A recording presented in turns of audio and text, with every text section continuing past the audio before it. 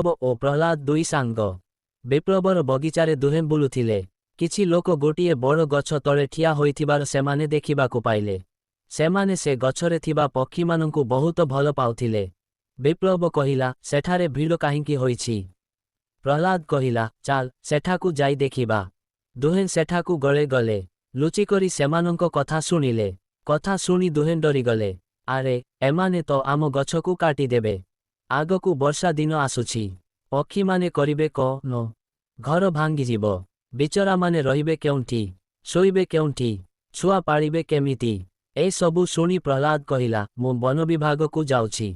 ସେଠି ଖବର ଦେବି। ମୁଁ ଆସିବା ଯାଏଁ ତୁ ଏମାନଙ୍କୁ ଅଟକାଇ ରଖିବୁ।